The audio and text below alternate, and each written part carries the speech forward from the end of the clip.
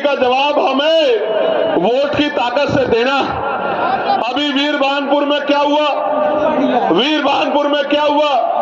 सत्ता को खुश करने के लिए पुलिस के लोगों ने मेरी मां बहनों के ऊपर लाठियां चलाने का काम किया। पूरे गांव में कितनी मारपीट की आपको पता है। मैं इनको समझाता हूं कि भाई ऐसा काम मत करो।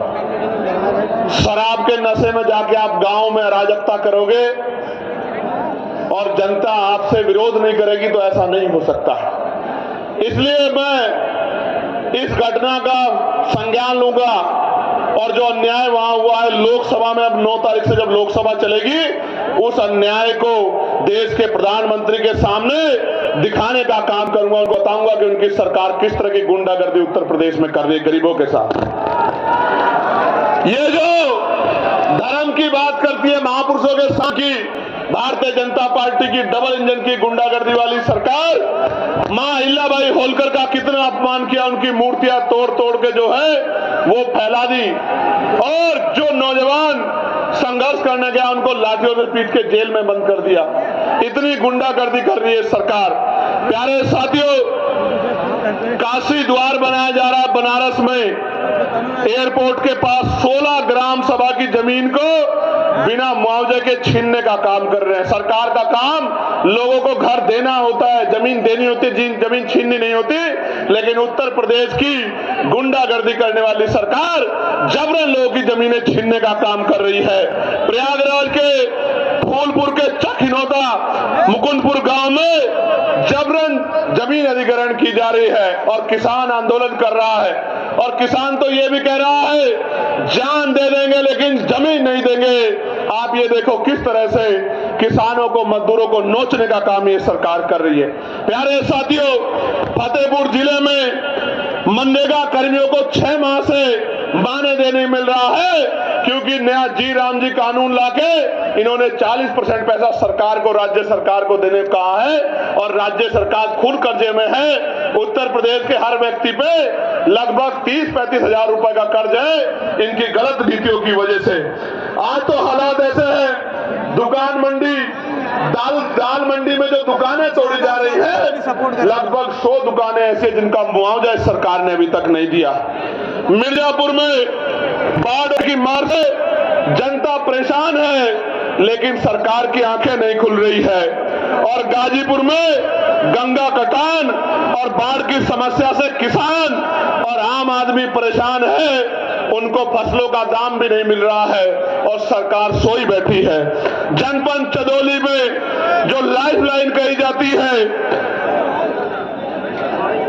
लेफर करमनासा मुख्य नहर, उसकी इतनी हालत खराब है कि किसान सिंचाई के लिए भी परेशान है।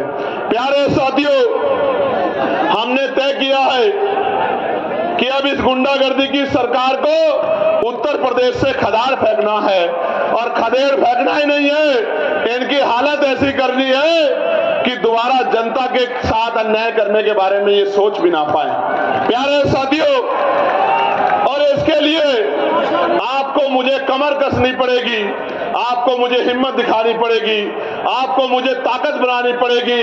और जिस तरह 69,000 शिक्षक भर्ती के बच्चों को इन्होंने, जिसमें पिछड़े वर्ग के बच्चे हैं, पाल, प्रजापति, कश्यप, सैनी, मौर्य, साक्य, कुशवाहा, बिंद, राजभर, केवट, मल्ला, यादव, गुर्जर, जाट, तमाम पिछड़ी जातियों के बच्चे हैं, सैन, विश्वकर्मा के बच्चे। मेरे आज भी याद है लाठियां मार मार के उन बहनों के हाथ तोड़ दिए लखनऊ में, जब वो मुख्यमंत्री, उप मुख्यमंत्री के दरवाजे गई, लेकिन उनको नौकरी सरकार ने आज तक नहीं दी है। मैं पूछना चाहता हूं, जो सरकार गरीबों के बच्चों की नौकरी छीनने का काम करती है, वो क्या गरीबों की जैसी हो सकती है क्या? मैं आपको याद दिलाना चाहता हूं, कपसाड़ में क्या हुआ, मेरठ में, आपने देखा था नहीं देखा था बताओ? जब मैं उस मां को न्याय दिलाने के लिए और अपनी बहन बेटी जिसको उठा ले गए थे गुंडे, उसको बरामद कराने के लिए दौड़ रहा सड़कों पे, आपने देखा था नहीं देखा था? क्यों दौड़ना पड़ रहा था मुझे? क्योंकि ये सरकार हमारे बच्चों को न्याय नहीं दिलाना चाहती। और हालत ऐसी है कि मीडिया को भी नहीं, जो मीडिया जिसको लोकतंत्र का चौथा स्तंभ कहा जाता है, अघोषित इमरजेंसी चल रही है उत्तर प्रदेश में।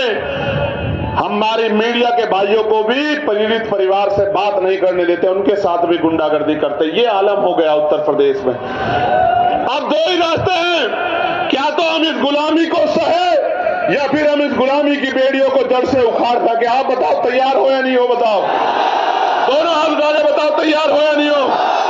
वो जो ऊपर बैठे हाथ उठा के बताओ तैयार हो या नहीं हो? वो जो वहां छत पे चढ़े हुए हैं उनसे पूछना चाहता हूं तैयार हो या नहीं हो? बताओ। प्यारे साथियों, गौर करो। अब आप जब गांव में जाओगे तो क्या बताओगे कि भैया क्या करेंगे, भैया का साथ क्यों देना है, आजाद समाज पार्टी को वोट क्यों देनी है, आजाद समाज पार्टी का एमएलए क्यों जिताना है, आजाद समाज पार्टी का जिला पंचायत सदस्य क्यों जिताना है, आजाद समाज पार्टी का प्रधान और क्षेत्र पंचायत सदस्य क्यों जिताना, मैं आपको बताता हूं। मैं बताता हूं क्यों जिताना है।